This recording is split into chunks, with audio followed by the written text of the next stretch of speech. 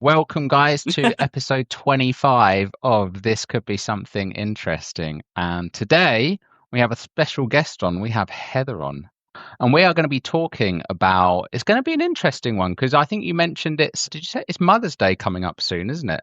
So we're going to be talking about being a mother. So how old were you when you had Leah, Heather? I was 18 when I fell pregnant, and I was 19 when I had her in the end. Whoa.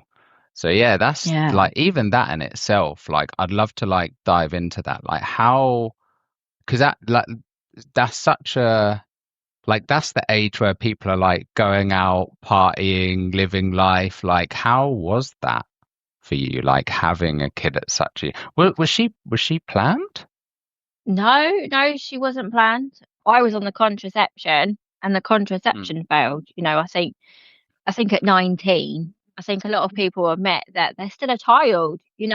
I'm in my mid-30s. Wait till how old I am. But even now, sometimes I think to myself, they go, "Well, you need an adult present," and you go, "Well, that ain't me. I'm not old enough to be mm, an adult." But I was a child. I was a child having a child. I just kind of like rolled with everything that happened, and then yeah, I had Leah when I was just not long after I was 19. whoa, But like crazy. everyone was going out. Like people, my friends were going to raves. My friends were going on holiday. My friends were like going out, getting drunk, and I couldn't do that. I Mm. couldn't do that anymore. So yeah, it was. How was that with like friendships and stuff? Did you like lose friends or like did you? Yeah, because I was always going to raves, and I was organising to go to like that, and we went to Fabric, Hospitality.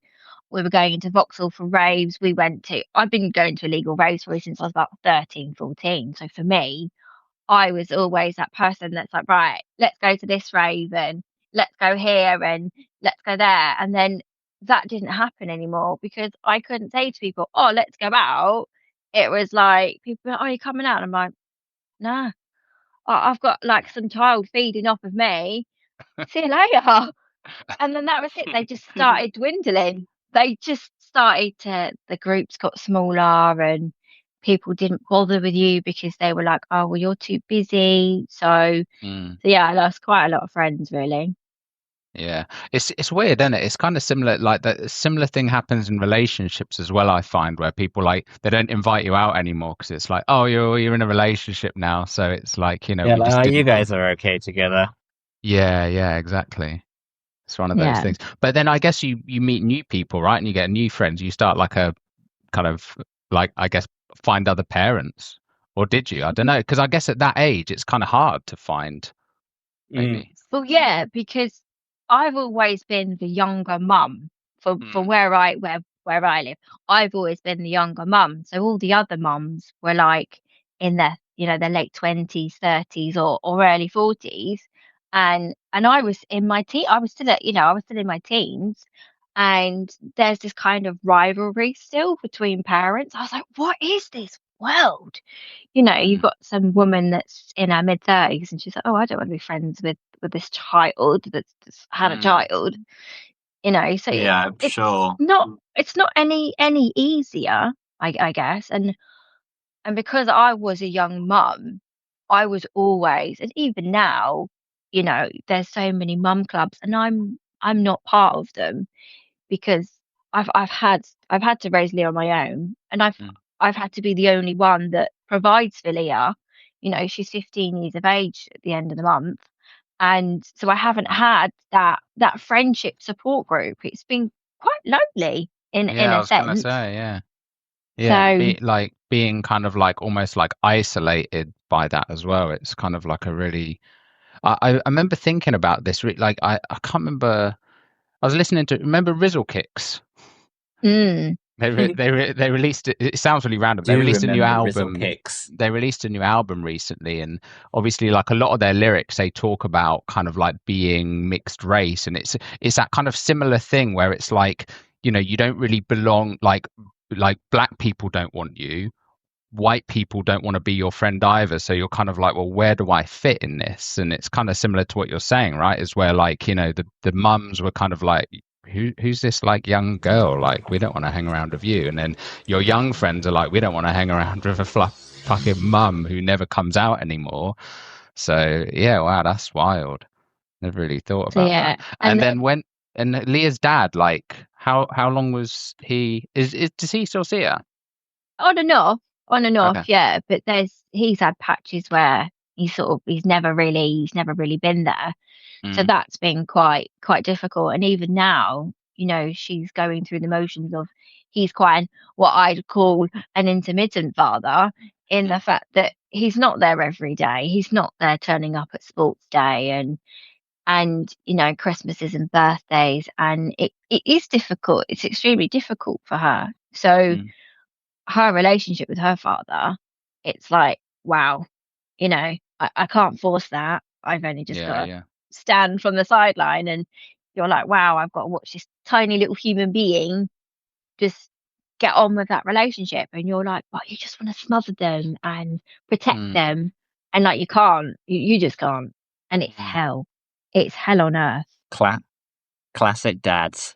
Classic. Well, I can't say that because like my relationship with my dad is Mm. like the opposite. Yeah. I think Yeah, a true, lot of actually, people That's isn't kind it? of know interesting. that like Mother's like we say Mother's Day is coming up. It's International Women's Week, and everyone's going, oh, my mum's this, and Moonpig are like, oh, when it comes to Father's Day, Moonpig, do you want to opt out of Dad's Father's Day because it's a tough subject? I want to do that with Mother's Day because I've raised Mm. Leah without my mum. I haven't Yeah. seen or spoken to her near enough my whole entire life. And I think what's even harder is I didn't have anything to sort of mother off of, in a sense. Mm. And Yeah. so it's 10 times harder because you're like, how do I raise this individual? How do I be a mum when I never had one? Whereas my dad's been there 24/7. My dad's still there now. My dad's like, in fact, sometimes I get through the door and my dad's like, where's Leah? He's like, yeah, don't worry about me. Don't ask how my day's been, so it's kind of different.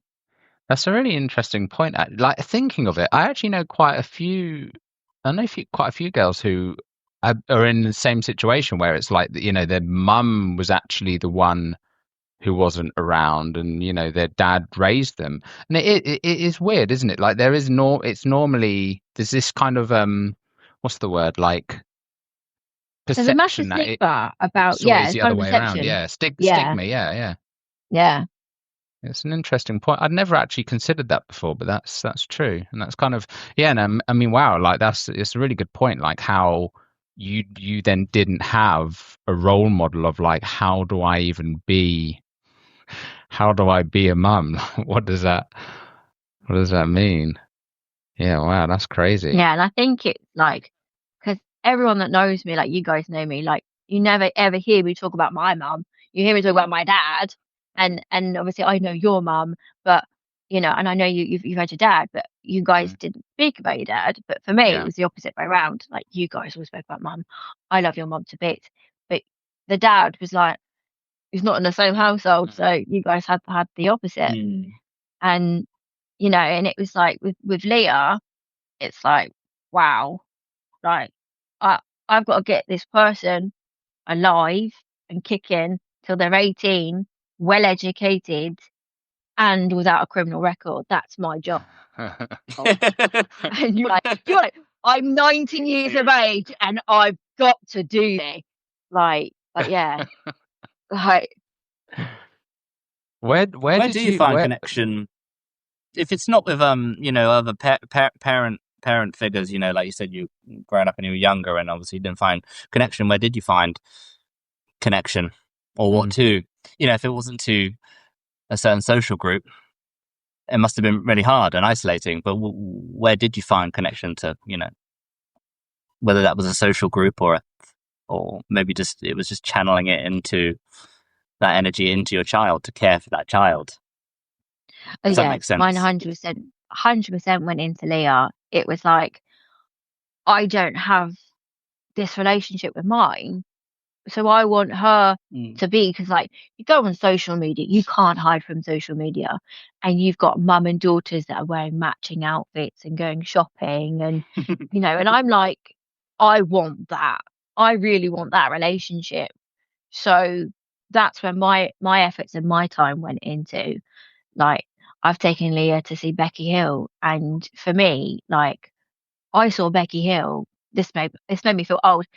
I saw Becky Hill 13 years ago when nobody knew who Becky Hill was. Hmm. And I was at Wilkinson's, and Wilkinson's were playing at Hospitality, and we were in Brixton. And I was with Tom. I was with Tom when this song Oh, came was that when out. it was? And yeah, and so that's how. Oh. And my daughter is now like, her friend came to me and said, look, I've got tickets to go Becky Hill. My mum and dad, that are a lot older, were like, it's not really our kind of thing. It might be yours. And you're like, okay. Next thing you know, I'm having a sleepover. We're going to Becky Hill. It's a full-time rave. I'm raving with my daughter at the time, 14, and her best mate. And I'm the world's coolest mum, and it's like, but that's what I had to put my time into, because Yeah. growing Yeah. up, like, I wanted my parents to enjoy my music with me. Like, I wanted my Oh, parents hell to yeah. take me, like, to skiing or to go on a walk. I go on a walk. Who goes on a walk? We did that during COVID. I didn't think we'd carry on doing it 5 years later, but it's all the range now, going for a walk. So for me, channeling it just went straight into Leah. Mm. It's a really interesting point, actually. Like, how did you, obviously, like, you want to be able to provide for her and give her like the best life you possibly can, but then how, like, obviously now it's slightly different, but like when you were younger, how the hell do you do that? Like, like, you can't really get a job and get money when you've got like a kid, right? Like a newborn. Like, how did you even manage that? So I didn't at the time know that I was pregnant, and I'd gone for a different job. It wasn't long into the job and I found out, and I was like, and my employer was like, massive red flags. They were like, you Mm. clearly lied, you clearly knew you were pregnant. And I was Oh like, no. because I had nothing. I had absolutely nothing, and I didn't know.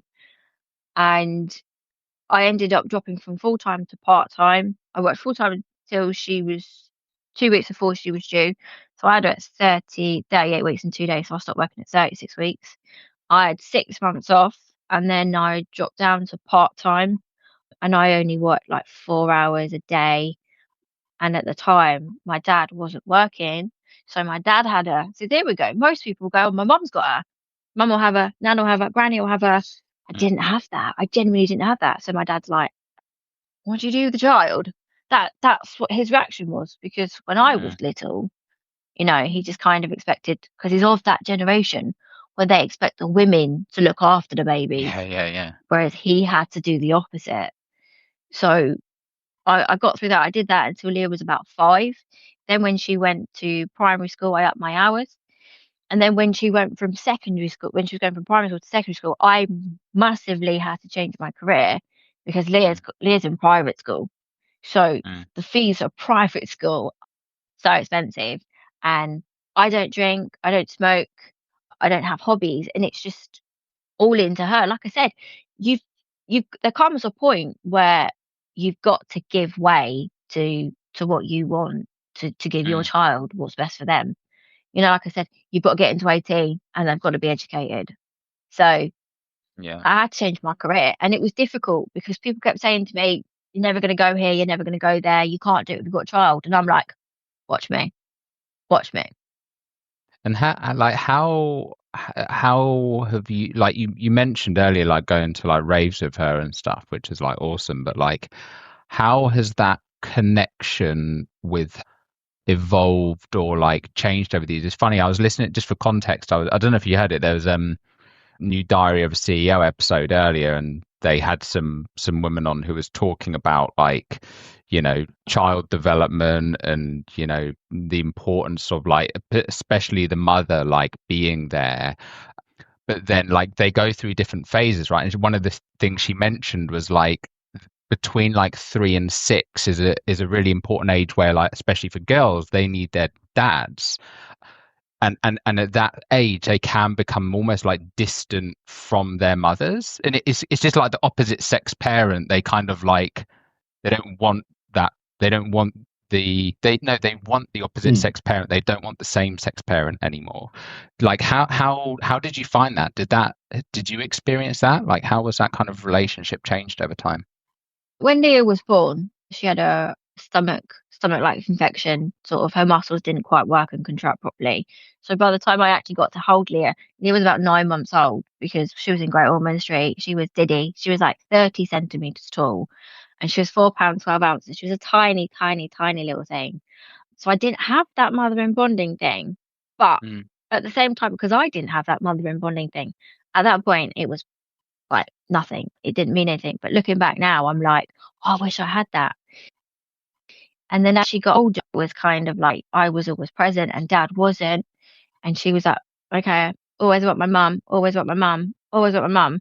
And I'm like, at some point, she's going to want dad, some point, because we always expected it, because you're right, it does happen. She didn't want dad or even me. Like, now she wants her friends. That's all she wants. Social media, be out with her friends, boys, and going out. So Yeah. I hit that about 5 years ago. It ain't about mum and dad anymore. That must be tough as well, though, right? Like, when you kind of, it's like me and Ben have talked about it with mum as well, obviously, but like it must be like such a hard thing when you put like your whole life into, and obviously it's coming, right? Like, but I suppose you have to kind of accept it as a parent. But that must be really tough, like, when that kind of happens and they're like, okay, you're not cool anymore, mum. Like, I will tell your mum that your mum is cool, but you two probably like, oh, mum, it's really embarrassing. Yeah. I'm like, I never had that, and I will tell her that she's a really cool mum. I'm like, despite the fact that your two little sprogs say the opposite, you're a legend, and that's that. And I think, like, but you don't know that your parents are cool. You don't know, because what I grew up thinking was normal, I didn't know until I became an adult and went, actually, that was wrong. That was so, so wrong. And there are things where I'm like, hell, I don't want that for my child. I don't want that. And she's at that age now where she wants to go out. And it's like, oh, but you don't know who's around. You don't know who's round the corner. You don't know who's going to kidnap you, or you don't know who's going to groom you on the internet, because we grew up, especially myself and Tom, we grew up in a world where you had to wait for someone to get off the phone to go on the internet. We didn't have phones until we were like 13, 14. Whereas nowadays, kids fall out the womb with an iPad in tow. That is reality of today. You go into a restaurant, kid kicks off, right, here's an iPad. You're like, wait, no, you sit down. You sit down and you have dinner, because that's what we did. But they don't do that anymore. So everything's changed. Concepts have changed.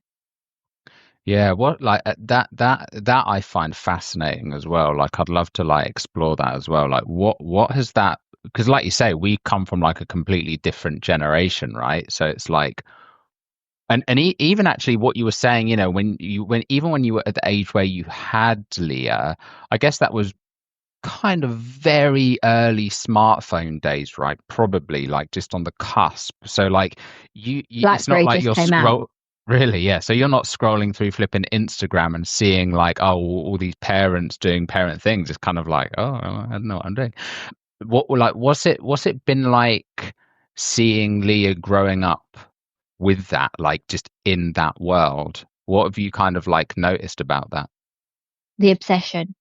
It's an obsession. She's got to wake up. She's got to phone her friends. She's got to send a picture. You know, we kind of were we were last generation that we went outside. We knew what happens outside, where she's like, they open the door and they're like, oh, it's too cold. I don't want to go out. And you're like, get some fresh air. And you sound old. You do genuinely sound old. Like, like you're like, can you just like open the window or do something? You're like, go outside and play. And they're like, she's like, Mum, no one goes outside and play anymore. And you're like, It's like I was like, go out and play knockdown ginger. And she's like, Mum, there's no such thing as knockdown ginger. And you're like, okay, I'm really old now, and I'm only in my mid-30s, early mid-30s. So I'm like, didn't expect this to happen. Genuinely didn't expect it. When we grew up, we used to watch films, and we used to thought that the mum in Home Alone was like a really old mum. But you're like, no, actually, they're not. You can be in your teens and be a mum and be like, yeah, I'm old. I'm old. Do you see, like, the whole tech obsession? I mean, it's a fucking crazy conversation, but it's like, obviously, naturally, I think there's probably a lot of fear and negativity. Do you see any like positive things out of that different world? Do you know what I mean by that? Because it's easy to look at it and be like, oh God, it's an obsession, and it's a whole social layer, and it's negative. Do you see anything positive out of that?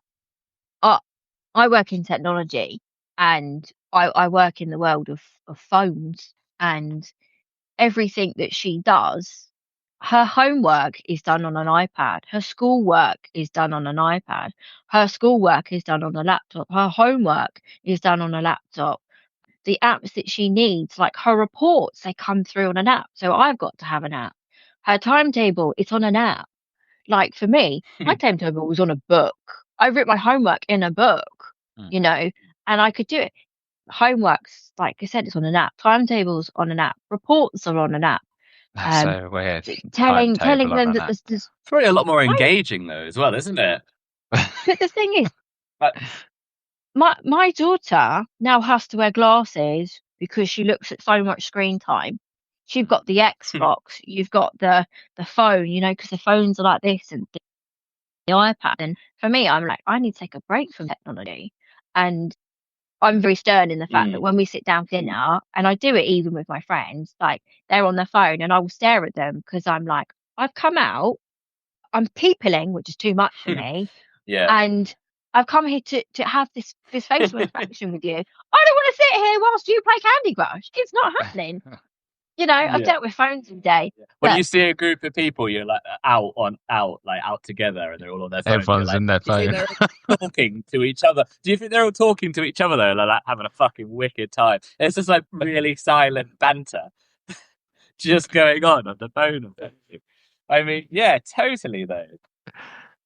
I mean, I do think, I don't know if that you see that as a positive or a negative, but I mean, I think I would have probably found the visual maybe more engaging doing things on a piece of tech. I mean, especially being like really dyslexic for me, I had like a reader and a writer, and I'm sure that taught me something socially. But I totally learned to read and write when I left school and I got a laptop because it just had autocorrect. Yeah, and there's lots of great things out of tech.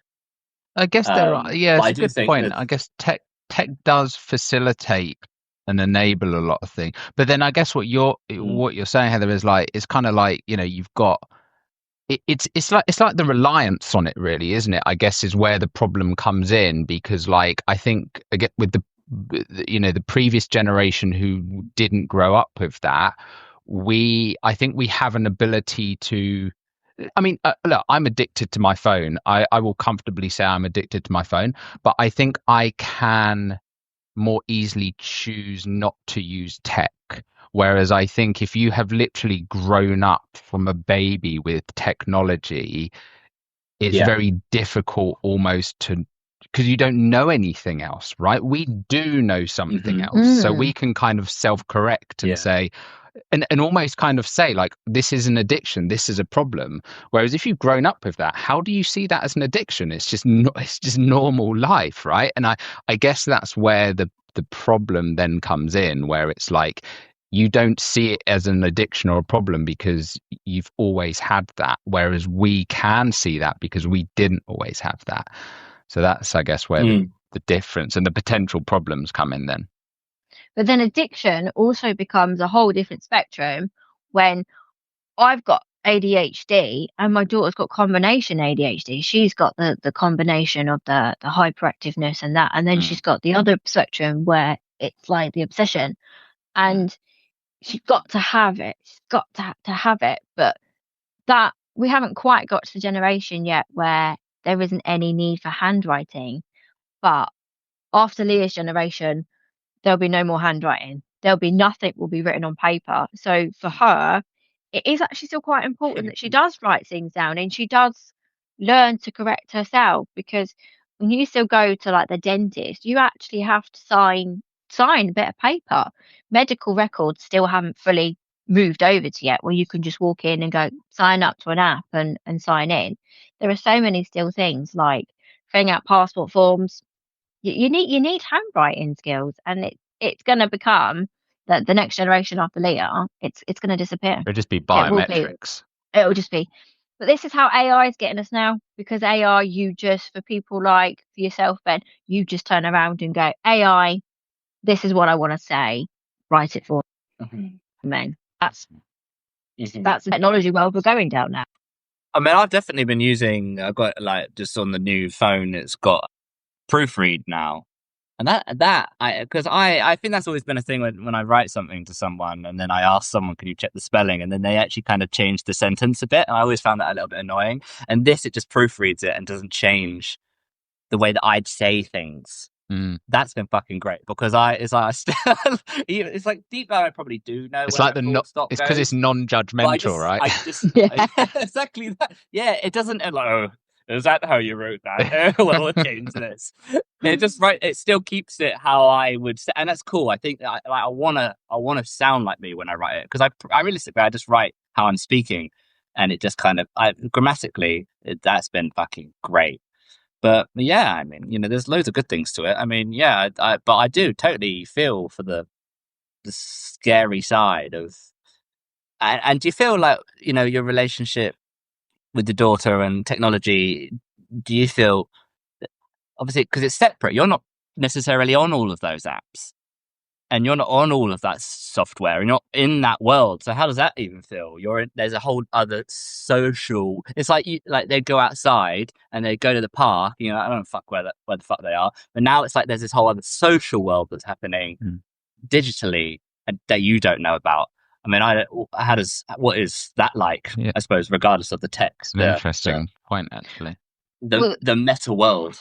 The thing that gets a lot of parents in school is a lot of parents don't check their phones. They don't check children's phones. For someone like me that's safeguarding children, and I work with the NSPCC, and I used to be guru for O2, and that was something that I knew to check for. Like, I had to know to check for children that were being groomed. And she's only got to make a fake Google account, and set up her own fake accounts. And I can't see it, and I can't see who these men are. I can't say who these men are that are going to groom her, and I can't. And it's a whole new level of fear. It is fear. It's sheer fear, not for any age of a parent, but for any parent. And I've got that ability where I'm not quite too young, I'm not quite too old, but technology, I kind of semi grew up with it, and I'm in that world, so I am quite tech savvy, so I have got the upper hand. But I've had women and dads come up to me when I worked in the shop and go, I think my child's being groomed. And you're going, what makes you think that? And they're going, I just think. And they just pass the phone over, and you're sitting there going, okay, right, I can see this. I can hack into here. I can check this. I've got this. Right, I can see that. 2 or 3 times out of the 5 years that I did it, I did have a few cases where I'm like, I hate to be the bearer of bad news from a parent to a parent. Yeah, your child is being groomed. And it's like the dark web. It literally is like the dark web. It's the unknown. How does that work? Scary. That's really interesting. I never thought of that. So parents, like, what, they brought in their child's phone, and is that like, what are the rules around that? Like, what are the laws around that? Because I guess that social media is like, they've only got to make a fake age up and create Facebook, and that's it. I've only got to. In fact, I don't even need to do that. So would you be allowed to, like if a parent came in with the phone, like, are you allowed to, like, hack into it basically? Because they've given me the consent, or something. Because they've given me the consent, and they own the device, and they go, right, here's a code, and you go, okay, because they don't know what to look for. Like you guys wouldn't even know what to look for, because you're not trained in it. It's just people aren't trained in it, and people that are of the older generation that are in their 40s or 50s or 60s, they don't even know what to look. So grandparents don't even know. They're even worse. Grandparents, what we classify as silver surfers, like they wouldn't even know. And that fear it's a different level. And it is so scary because people are going, oh, I only go on Facebook. And you're going, Snapchat, TikTok, because these social medias, there's no kind of like regulations. There's nothing that regulates it. There's nothing to check. Right. You're an actual 12-year-old, not a 15-year-old. I need to cancel your account. There is none of that. And everything's open. It's Snapchat's just, massive, isn't it, with like Gen Z? mm, I thought Snapchat died ages ago. Like I remember creating an account when it first came out, and I was like, "Oh, that was fun while it Snapchat. lasted." But it's used like Yeah, so Snapchat. much. Is Snapchat the one where like it has that little map of like a little version of yourself, and it's like on a map, and you can see where everyone is? Is that oh, Yeah, yeah. Snapchat? Yeah. Yeah, it Yeah. kind my of sisters started use from that. like the whole thing. They love it. They were like temporary Yeah, and it's messages, wasn't it? That was the whole kind of thing of mhm. it when it launched, and then it's like, Well, take a picture of your Yes, dinner my and send it to sisters your use mate. that. yeah, Yeah, yeah. And it's also the speed of it. It's like next, next, mm, next, next, next, next, next, and it's a little bit more intimately personal as well. Looks like a kind of social media that it's like. Well, I guess you can message anyone, but it feels like it looks like there's just loads of. I feel like our social media almost just feels boring. It's like you just make a post and then yeah. that's it. You write something about it. But there's a whole little world happening there. But yeah, I that must mean, be pretty scary though, right? Because like you say, I think, and obviously, like you'll know as well, like when you're Leah's age, when you're growing up, and you're like, it's all about like boys and stuff, and naturally, like, you're going to be thinking about those things, and Leah's probably doing the same thing, and it's kind of like, well, like you say, if someone is grooming her, she's not necessarily going to tell you because she just thinks there's some cool boy or whatever, and it's like, yeah, like, have you had those conversations with her? yeah, we've had those conversations, and it's like if But does she I, find it annoying? yeah, she's like, Mom, why are you always deleting this person? And then why are you deleting that? And you're like, because I just am. But Yeah. when we go back to Snapchat, on average, my daughter uses Snapchat 238 times a day. That's how Oh. much that is just that What Snapchat. does that mean? Just going onto it or just doing stuff on it? Is that like what is that? It's 238 like opening times. the app. It's how it opening the app. Yeah, it's how many times it's just on Wow. there. Oh, that's Instagram, crazy. Instagram is 110, and TikTok is 158. So that's how much social Yeah, media see, is used in a. Snapchat is like it's like the native language of Gen Zs. It's like, Yeah, Yeah. we Well, had that's MSN. crazy. I mean, and yeah, yeah, that's MSN. I mean, MSN was yeah, that's great. not. And yeah, I just don't know what I like because that's a lot of time. That's a lot, and I just feel like as what I was saying about tech is all good and everything, but like that, it's such a social complex to get caught Mm. in. I don't even like hanging out in a group of like 5 people. I'm like, this is far too many people. Like, even literally hanging out with people. If there's more than that, Leaving the people in house the is room, two people in for me, so you're doing better than me. I'm like, this is enough for me. This is really pushing it. Yeah, alone that I mean, and that's what I really feel. That I get a lot of. I don't really feel necessarily much social anxiety out, but I get a lot of it digitally. Like if someone invite me to a group chat. Oh What an no. absolute fucking nightmare. Karen from glove box number 26. I am not joining your neighbourhood watch. No, not today. Absolute nightmare. It's just the unknown of you writing Oh anything. no. I don't want to know. I don't want to know because every mum has to let everybody know what's going on. Like my son's just got this award, and I've just taken out the rubbish, and my son's just done this. No, I don't want to know. I'm sorry. I've got far too much. I've got washing to do. I've got food to prep. I've got to get school uniform done. I really don't want to know that your little child has got a snotty nose. It's a no from me. It's a hard pass. That's the thing, isn't it? With like any digital groups or communication methods, it's like they are different, like rule. And again, that's probably a generational thing where it's like even though obviously now I think we're all pretty accustomed to technology. Like I consider myself pretty good with tech and I love tech, but it is one of those things where it's still a bit like even just WhatsApp or email or anything. It's kind of like there's so much you're missing from an interaction. It's like I can't see your body language. I can't like I don't know how to Yeah. interpret this.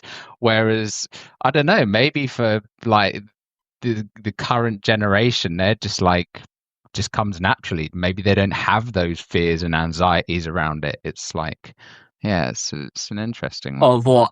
Do you, I mean, yeah, do you feel like you notice a difference between, do you think there's a lack of, how to put it, like the skills of personal interactions? As in like, because you're on your phone all the time, it'd be much easier to Snapchat. Mm. Oh, Tend to be the case. everything's a FaceTime. Ra- ra- FaceTime. Rather than actually doing it in person, do you think those inhuman confrontations are harder now for that generation?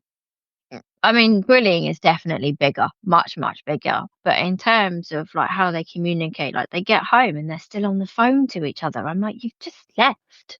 You just got off the bus and you're still on the, you've walked away from each other for 2 seconds and you're still on the phone and then everything's a FaceTime or everything. Oh, I'll send you a video. Not just meet them up. Can you not just see someone? No. Mm. But Yeah, I guess that's I get crazy. it's kind of interesting though, actually, because it's kind of like it's like they say, like we humans are instinctively like we do need connection. Like we need that human connection. So I guess like if you are not going out as much, then it's kind of like you have to replace that with something, right? Even if, like you say, it's kind of just sending your friend a picture of your dinner, like on Snapchat. It's kind of like that gives you that feeling of like I'm sharing with the tribe kind of thing. Connection. Like yeah, it's exactly, yeah, Mm. it's connection. It's like you got to replace it with something, and I guess that's what's kind of happening. It's becoming like a digital And I guess that exchange as opposed to. age is a period where you leave the tribe of the parent, or the that first guru, and then you connect yourself to some other tribe, like your friends and like those social groups. And I guess at that age is also why like there's such a strong desire to become very characterized. Like I feel like when we were in school, it'd be like you chav or an emo, they were descriptive and they were visual and they were clear. Do you think, does that all still exist? Is that all still going on? Is that those kind of a niche categorization of image-based identity? Does that still sort of appear in the social Oh yeah. area as well? Yeah. So Yeah. she's got, because obviously she does army cadet. So those group of friends are not the same she's got at school. And then because she goes to a different secondary Yeah. school, to a lot of her older friends that she used to go to primary school with, it's a whole different ball game. And then she's got friends from other categories. So it's probably she's at that age now where she's got so many different ones, and she's about to get even more. She's about to leave school, and then she's going to do secondary, well, third education, and go into the big wide world really when she turns 16. But I think even us, like I'm probably one of the youngest in my team, and I've moved into a new team.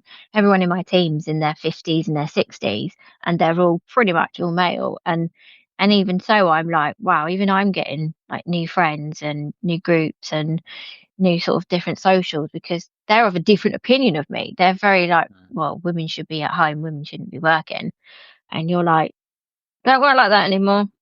Hmm. So yeah, I think so we're all going through it, aren't we? Really? Yes, good point. I think yeah, I think like friendship groups change just constantly, don't they? Like over time, like when you go through different periods and seasons of your life, like they're just constantly changing, and evolving all the time.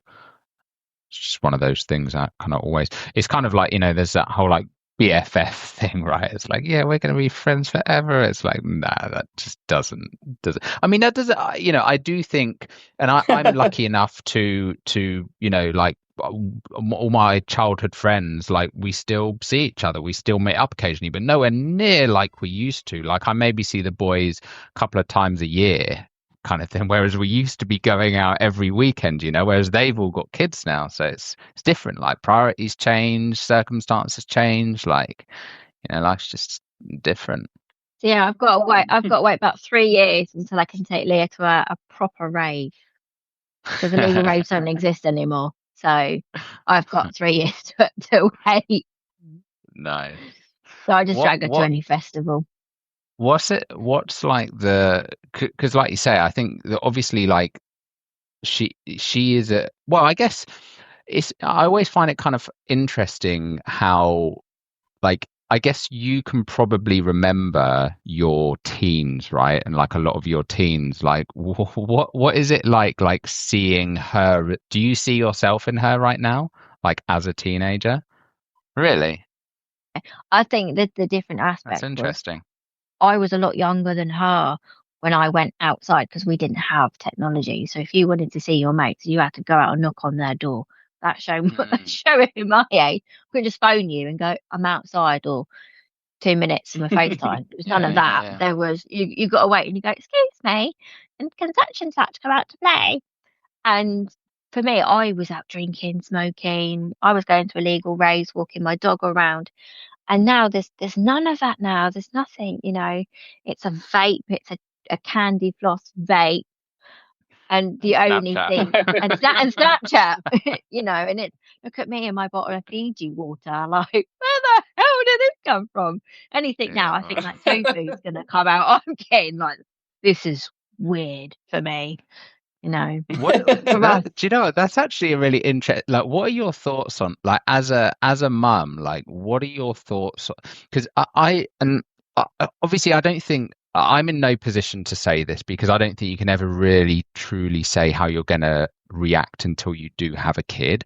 But I've always thought like I would like to be the kind of parent where like I want my kid to go and fucking fuck up and make mistakes and learn things the hard way. Like go and fall out of a tree and break your arm so that you fucking learn. And like yeah, I want them to yeah, do those things.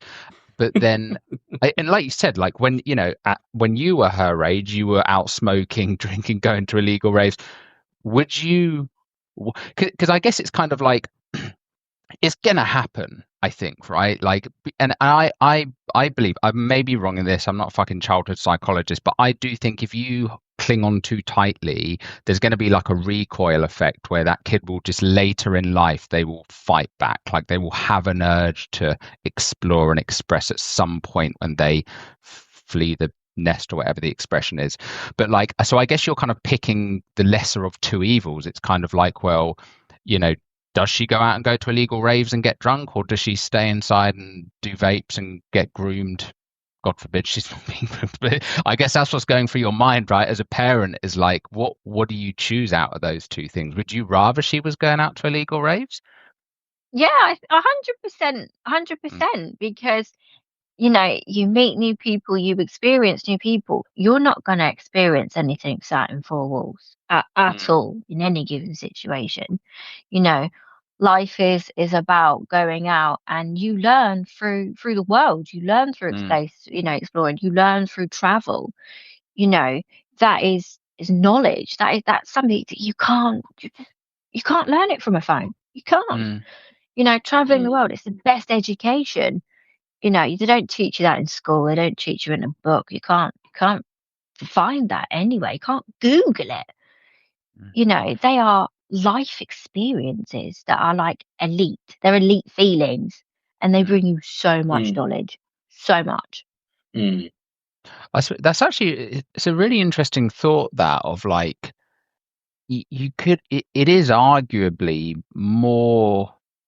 I don't know. I mean, it's maybe a bit of a controversial thing to say, but it's kind of like it almost does seem and feel a little bit more dangerous being online, because like outside, you can meet up with your friends, safety in numbers, like you could, and genuinely, like you can kind of, if you see a strange person coming up to you, you're like, who the fuck is this strange weird person? Whereas again, like you said, online, someone can create a fake profile, you wouldn't fucking know, right? There's almost that like dark aspect where you then can't use your natural instincts that you have as a human of like, oh, this is an unsafe situation. In the digital world, that can all be kind of masked. So it is almost a bit like, so it's a weird one, isn't it? You'd be surprised how many children take their life because of trolling and bullying. And parents don't know. Parents don't know about it. They don't know about it until they walk into their room and they see their child hanging from the end of their bed that you don't know. And then it's not until like that parent then goes somewhere and goes to the police, and the police can then actually have the equipment to look through the phone and go, your child was being trolled and bullied, and there's no intervening. There's no oh, we'll go and talk to your mate about this. There's nothing. They just feel so isolated because they stay in the same four walls and they can't escape the feeling. And it's horrible. It's a horrible feeling to have. So it's nasty. So nasty. So yeah, I would rather go out and chat to people and meet people and not feel so alone and so isolated in her feelings and in her thoughts.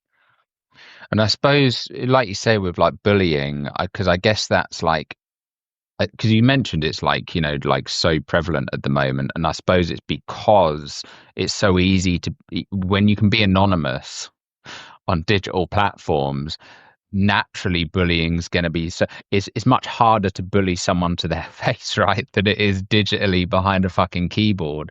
So it makes sense. But then again, when you combine that with the fact that their phones are now their world, so that is like, it is difficult to get away from. Like if my friends are on this app and I'm being bullied on that app, it's kind of like, where else do you go?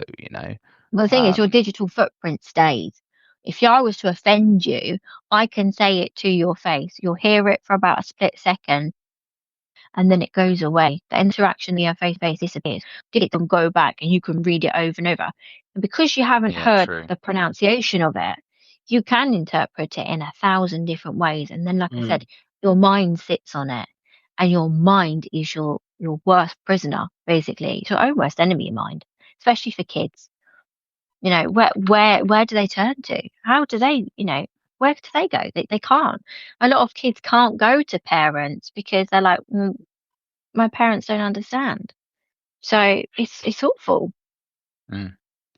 How do you juggle / wrestle with this kind of, not wanting to be overbearing as a parent, but also having all of these fears? Because even just talking about this now, it's like, fucking hell, like that's a lot. That is like, I can't even like imagine how I would kind of deal with those situations. It's kind of like what I said, I would want my kid to go and make mistakes and do all of these things and learn themselves, but then at the same time it's kind of like, what are they doing on their phone? Like, what's going on? Like, but then you don't want to be this like overbearing parent who's like really controlling, and you don't let your kid do anything. Like, how do you kind of wrestle with that? Know when to pick your battles. Okay. Know when to pick it. And how do you? Sometimes you just have to just go, let it go. Let it go. It ain't worth it. Let it go. But then it's like, I know for a fact that if you did have a child and your child was, like I said, they are going to fall out the womb with an iPad, you wouldn't cope, because that's your personality. That's just it's just the way it is. And sometimes you've just got to be laid back and be like, right, okay, let's not to be too controlling. Let's let something happen. But yeah, you ultimately have to know when to pick your battles. Oh wow, this is like, I can't. I mean, it sounds so stupid. I just never like really considered this before, but like the more I'm kind of thinking about this now, it just sounds so terrifying. Like I genuinely would feel like if they just like went out, it's kind of like, cool, they're gonna go and fall over and whatever. Like, it might come that out some man they might come out of a black eye or something, like Frosty whatever. Jacks. Yeah, but then just imagining just seeing every day, you know, a kid looking on this device, and it's kind of like, don't know, kind of, it almost feels like brainwashing, like someone's brainwashing your child, and it's not you. Not that you want to be brainwashing them, but like, do you know what I mean? Like the outside world, it's like it's natural. It's like this natural place that humans have grown up in for fucking thousands of years. We've grown up and got old and died in this world for thousands of years, and we've just figured shit out. Whereas now, like you say, kids are growing up in this world of a screen, and there can be anything on that screen, and it's just like uncontrollable.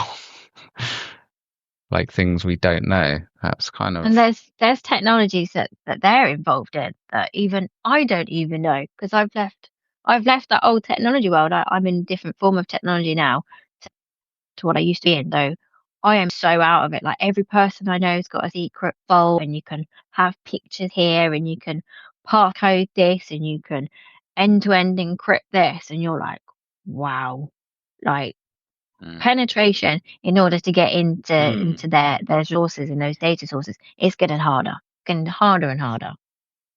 Yeah, that's crazy, and I suppose that's like, and because yeah, I mean, we're moving towards like kind of more security, and people want their privacy and stuff. But what are the like? Is it what's the age like where is it like 18 when there's no like parental, or like how does that actually work? I 16. actually don't know how that works. It's 16 when you're 16. that like then becomes your own device privacy kind of thing. That's really interesting. So is that like an actual kind is that enforceable by law? So like if you're under 16, your parents can basically, you know, read your messages or whatever, or no? There's no law. There's no law. Okay. It's just society deems it acceptable or fit for what age appropriate app should be, and if and when a parent should access the child's data. Because you can get like parental controls on most things now, can't you? And so I suppose that's just up to the parent then when they. Yeah, and some parents don't even know how to do that, and that is even scary. That's even scarier. Yeah. That's like your mum trying to put parent control on both of your phones. I would love to see this. Yeah, wow, that's pretty wild. Blimey. I mean, there's like 1,000,001 other questions I want to ask, because my brain's like going crazy now, but we're gone a little bit over time anyway. Is there anything else that you would want to talk about, or you think is important to talk about that we haven't? Because I think this is going to be really valuable for a lot of people as well. I don't think there is anything. I think you guys have a lot of questions, and I just answer them. We've interrogated you enough. Interrogating. We're like, what the hell's going on over there? Right, wait. Poor Karen from number 26 Lovebox Road now knows I don't want to join her group chat. Exactly. Fucking hell. I mean, yeah, like, Cool. what do you say other than, what's a positive route for that generation? Yeah, that's probably a good way to end it, actually. Let's end it on a positive. I'm gonna be like, there's no goddamn hope for them. Yeah, we're all screwed. Don't have kids.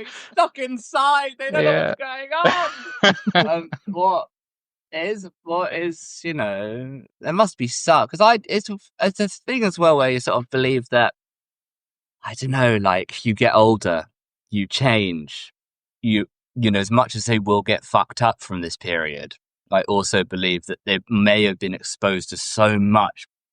I'm sure a lot of them will get really fucked up. I think a lot of them will mature be profoundly very quickly. awake. Yeah. Be profoundly insightful in a way that we just couldn't even imagine. Yeah, it's a really good point.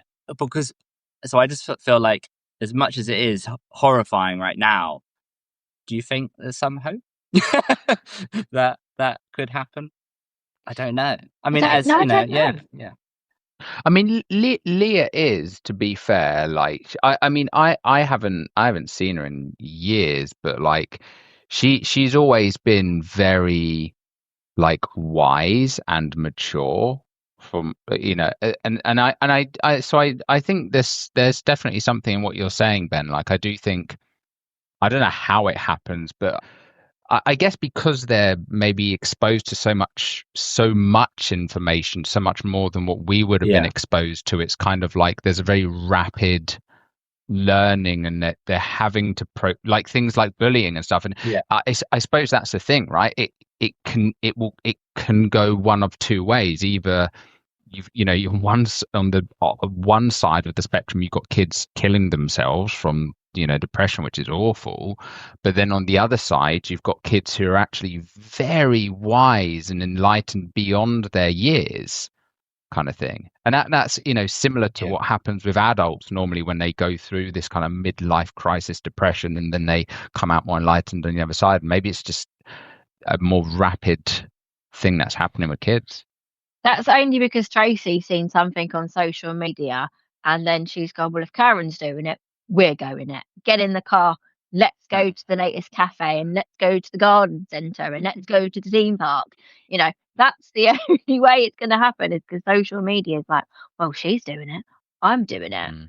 Mm. So, because there are kids that don't have the technology. I've got friends whose kid doesn't have a phone. Their parents don't do anything with them, Really? and Wow. they're not as socially bright. They're not, but they will put them in front of a TV and they'll watch like a cartoon or something. But because obviously the parents aren't engrossed in social media that much, and they're not, well, Karen's doing this or Susan's doing that, that they don't want to do it. So I think it depends on the parents, really. Mm. Well, wowza. Wow. Well, thank you so much for coming on. That was For having me. pretty crazy. And yeah, we'll speak soon. Farewell, guys. Bye bye. Bye.